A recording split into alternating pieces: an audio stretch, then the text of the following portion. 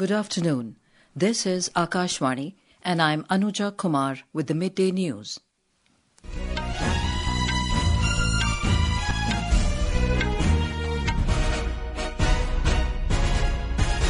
The headlines.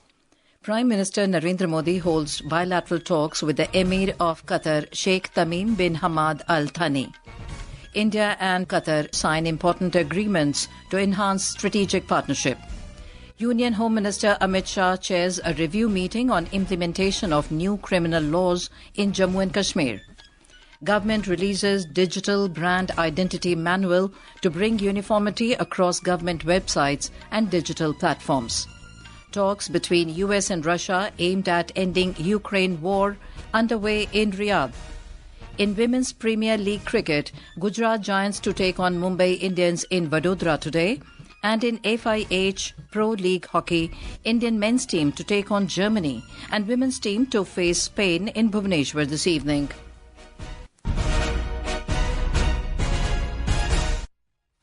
And now the news in detail. India and Qatar have signed and exchanged two memorandums of understanding, MOUs, in New Delhi today. These MOUs are related to fostering strategic partnership between the two nations and avoidance of double taxes and prevention of physical evasion of taxes on income. The MOUs were exchanged in the presence of Prime Minister Narendra Modi and Amir of Qatar Sheikh Tamim bin Hamad Al-Thani after delegation-level talks. External Affairs Minister Dr. S. Shankar, Finance Minister Nirmala Sitharaman, Commerce and Industry Minister Piyush Goyal, National Security Advisor Ajit Doval and other senior officials were present from the Indian side.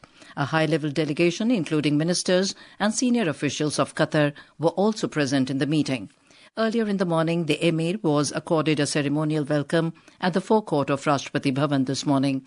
President Draupadi Murmu, Prime Minister Modi and several union ministers were present on the occasion. The Amir of Qatar, Sheikh Tamim, reached New Delhi yesterday on a two-day official visit. Prime Minister Narendra Modi received Sheikh Tamim at the airport. On the sidelines of the visit of the Amir of Qatar, Sheikh Tamim bin Hamad Al-Thani, to India, the two nations signed two memorandums of understanding to enhance business and investment collaboration. The MOUs were signed in the presence of Union, Commerce and Industry Minister Piyush Goyal and his Qatari counterpart Sheikh Faisal bin Thani bin Faisal Al-Thani in New Delhi today. Mr. Goyal said the agreements were exchanged between the Qatari Businessmen Association and the Confederation of Indian Industry CII, as well as between Invest Qatar and Invest India. Two MOUs, one between CII and QBA and another between Invest Qatar and Invest India. We are also elevating the joint working group on trade and commerce to the ministerial level. As the Honourable Prime Minister had said, and I'd like to quote, today, be it major nations or global platform, the confidence in India is stronger than ever before. Addressing at India-Qatar Business Forum, Mr. Goyal highlighted that India-Qatar future partnership will rest on the pillars of sustainability, technology and entrepreneurship and energy. The minister added that the nature of trade and business is witnessing transformative changes, evolving from energy trade to emerging technologies like artificial intelligence, Internet of Things, quantum computing and semiconductors. Speaking at the event, Minister of Commerce and Industry of Qatar, Sheikh Faisal bin Thani bin Faisal Al-Thani, invited Indian investors and entrepreneurs to explore the full potential of Qatar's economy. Union Home Minister Amit Shah today chaired a review meeting in New Delhi on the implementation of new criminal laws in Jammu and Kashmir. Lieutenant Governor of Jammu and Kashmir, Manoj Sinha, Chief Minister Umar Abdullah and senior officials attended the meeting. The implementation and current status of various new provisions related to police, prisons, prosecution and forensics in Jammu and Kashmir were reviewed. Speaking to media after the meeting, Chief Minister Umar Abdullah said efforts will be made to raise awareness among the people of Jammu and Kashmir about these new laws. क्योंकि ये नए कानून हैं और कानून का लागू करना एक तरफ, कानून की जानकारी भी लोगों को होनी चाहिए। कानून की जानकारी लोगों को ज्यादा हो, उसके लिए इलेक्टेड गवर्नमेंट को जो है थोड़ी सी पेशरफ्त और करनी होगी, चाहे यूनिवर्सिटीज के लेवल पे, हमारे कॉलेजेस के लेवल पे, सोशल या पॉलिटिकली असेंबली में, तो इस पे भी चर्चा हुई और जो हमें करना होगा हम कर लेंगे। The government today released the Digital Brand Identity Manual to bring uniformity across government websites and digital platforms. Minister of State for Electronics and Information Technology, Jitin Prasad, launched the Digital Brand Identity Manual in New Delhi. On the occasion, Mr. Prasad said, India is emerging as an IT superpower under the leadership of Prime Minister Narendra Modi. He expressed confidence that this ambitious initiative will strengthen the country's digital ecosystem and promote technological innovation. The Digital Brand Identity Manual is a comprehensive guide tailored to meet the unique needs of the government in establishing a harmonious visual identity across its digital platforms. Pradhan Mantri Fasal Bima Yojana has completed 9 years today. Launched by Prime Minister Narendra Modi in 2016, the scheme aims to provide financial support to farmers suffering crop loss and damage arising out of natural calamities. This scheme has played a crucial role in stabilizing farmers' income while promoting the adoption of innovative agricultural practices. After recognizing the success and potential of the scheme, the Union Cabinet had approved the continuation of Pradhan Mantri Fasal Bima Yojana and restructured the weather-based crop insurance scheme till 2025-26 with a total budget of over 69,515 crore rupees. The Supreme Court has granted interim protection from arrest to YouTuber and podcaster Ranveer Allahabadia in connection with multiple FIRs lodged over his controversial comments on a YouTube show. He had made the comments during a guest appearance on a TV show that sparked a massive uproar. The court's order is subject to his cooperation with the ongoing investigations. Expressing strong disapproval of the comments, the court restrained Allahabadia and his associates from airing any further episodes of the show until further orders. Additionally, it directed him to deposit his passport at the Al-Thani police station and prohibited him from leaving the country without prior permission.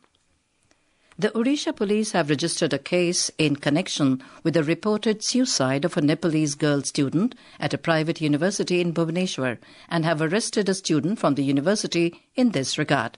Nepal's Prime Minister K.P. Sharma Oli has expressed concern over the incident and noted in a social media post that the Nepalese embassy in New Delhi has dispatched 2 officers to counsel Nepalese students affected by the incident in Odisha.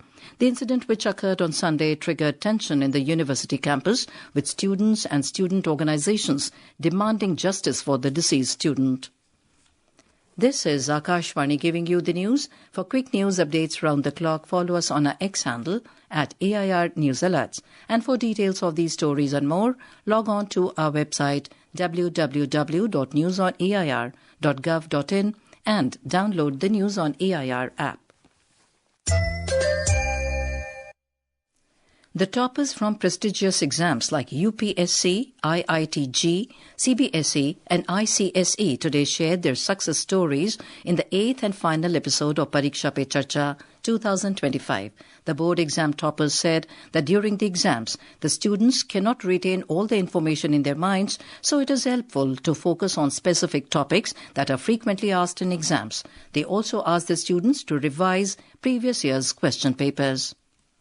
We cannot attain all of the information in our mind. Some specific topics जो exam में बार-बार पूछते हैं. It's also good to revise the previous year questions and specifically target those specific topics first. And then you can focus on the later topics again. Radhika Singhal, CBSE topper 2022-23 said, extracurricular activities are also important because it builds up the confidence. Our correspondent reports that over the years, Pariksha Pe Charcha has evolved into an opportunity aimed at transforming exam-related stress into positive energy.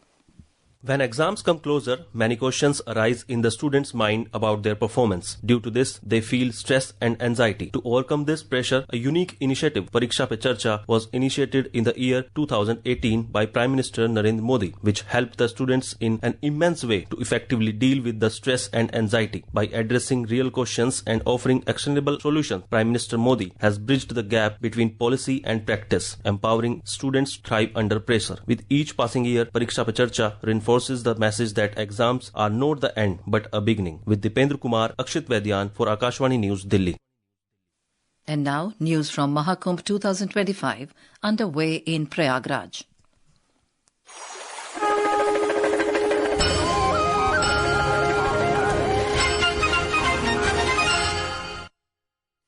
A 20-member team of senior officials from Nashik in Maharashtra will study the Maha Kumbh in Prayagraj to prepare for the upcoming Nashik Trimbakeshwar Kumbh in 2027. The team arrived in Prayagraj yesterday and will observe the management and various arrangements done by the Uttar Pradesh government in Maha Kumbh. Our correspondent reports that the lessons learnt will be implemented for the organization of the Nashik Kumbh. The team is led by the Nashik Divisional Commissioner Praveen Gedam, accompanied by the Nashik Collector and District Magistrate Jalaj Sharma, along with Nashik Range Special IGP Dattatray Karale. This team will visit various sites in Maha Kumbh today and tomorrow to study the initiatives taken by the state government, notably crowd control and emergency response, traffic and transport, ghats and river water management, and health and medical arrangements. The team will also study tent city and housing, sanitation and garbage management, drinking water and toilet facilities, protocol and security, as well as coordination with akhadas and mahants. Mr. Gedam said that the management of Maha Kumbh 2025 is unique and exemplary. With Abhishek Kapil, Adarsh for Akashvani News, Prayagraj.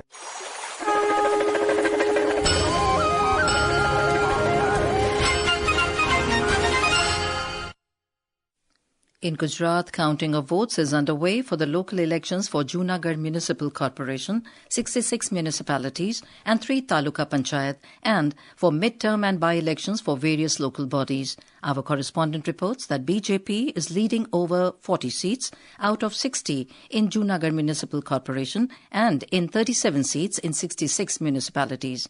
Out of the 2,178 seats across 170 local bodies, as many as 213 seats have already gone uncontested in these polls. The fate of the 5,084 candidates is at stake, and the picture will be clear by this evening.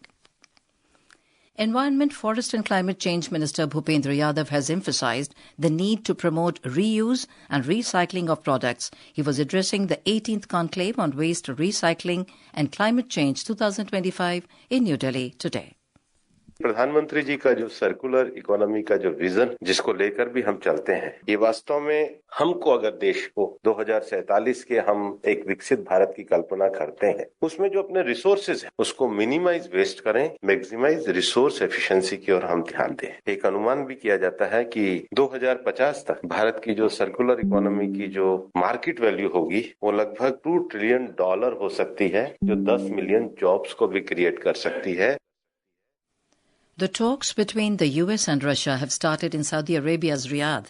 Russian Foreign Minister Sergei Lavrov and senior Putin aide Yuri Ushkov are holding discussions with US Secretary of State Marco Rubio, National Security Advisor Mike Waltz and West Asia Envoy Steve Witkoff. The talks aim to pave the way for the first exchanges on a potential peace deal to end the Ukraine war. However, Ukraine and European leaders have been excluded, and Ukraine President Volodymyr Zelensky has said that Ukraine cannot agree to anything without its participation. Meanwhile, Volodymyr Zelensky has arrived in Turkey today to discuss the conflict with President Recep Tayyip Erdogan and will then head to Saudi Arabia a day later. On to sports. In the hockey FIH Pro League, the Indian men's team will take on Germany, while the women's team will face Spain at the Kalinga Hockey Stadium at Bhubaneswar in Odisha this evening. Harmanpreet Singh-led men's team currently sit at the 8th place in the standings and will be looking to climb higher by winning the match against Germany. In Women's Premier League cricket, Gujarat Giants will play against Mumbai Indians at the same venue in the evening. And now, before we end the bulletin, the headlines once again. Prime Minister Narendra Modi holds bilateral talks with the Amir of Qatar, Sheikh Tamim bin Hamad Al-Thani. India and Qatar sign important agreements to enhance strategic partnership. Union Home Minister Amit Shah chairs a review meeting on implementation of new criminal laws in Jammu and Kashmir. Government releases digital brand identity manual to bring uniformity across government websites and digital platforms. Talks between US and Russia aimed at ending Ukraine war underway in Riyadh. In Women's Premier League cricket, Gujarat Giants to take on Mumbai Indians in Vadodara today, and in FIH Pro League hockey, Indian men's team to take on Germany and women's team to face Spain in Bhubaneswar this evening. And with that, we end the midday news.